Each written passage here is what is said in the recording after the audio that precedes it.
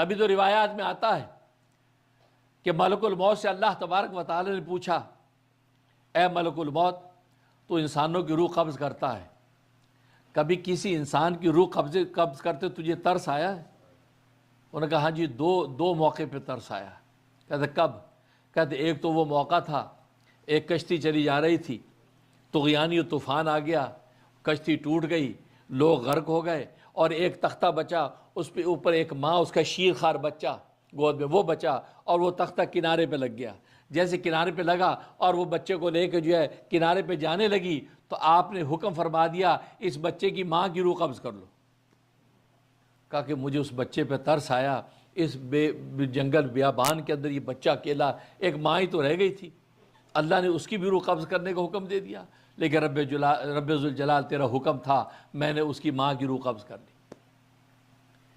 اور فرمایا دوسرا کون سا موقع تو تجھے ترس آیا؟ کہا دوسرا شداد بادشاہ پہ ترس آیا، اسے 12 سال کی محنت کے بعد جنت بنائی۔ جب نصیحت کرنے والے نیک لوگ نصیحت کرتے تھے کہ اللہ کی جنت کی تیاری کر، دنیا کے اندر جو ہے وہ بد مستیوں میں نہ پڑ، تو کہتا تھا مجھے تمہارے خدا کی جنت کی ضرورت نہیں، بتاؤ تمہاری خدا کی جنت کیسی ہے؟ انہیں فرمایا جنت ایسی ہے، جنت ایسی ہے، اوصاف بیان کیے، انہیں سارے اوصاف لے کے کہا کہ ایسی جنت میں خود دنیا میں بنا لوں گا، لہٰذا اس سے جنت بنائی، اور واقعی ایسی جنت بنائی کہ عقل دنگ، پوری جو ہے زمین کے خزانے اس کے سامنے آ گئے۔ تو یہ تو کہنے کا مقصد یہ ہے کہ اللہ تبارک و تعالیٰ نے جو اس شداد کو ایسی طاقت دی، اب وہ جنت تیار ہو گئی، اور وہ جنت میں داخل ہونے کے لیے افتتاحی تقریب کے لیے آیا۔ جیسے جنت کے اندر داخل ہونے لگا، ایک قدم اگر ایک جنت کے اندر تھا، ایک باہر تھا، اللہ تبارک و تعالیٰ حکم دے دیا کہ شداد کی روح قبض کر لو۔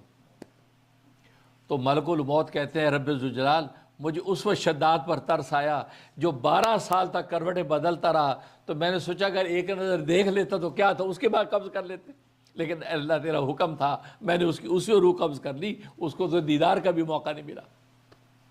اللہ مسکرائے،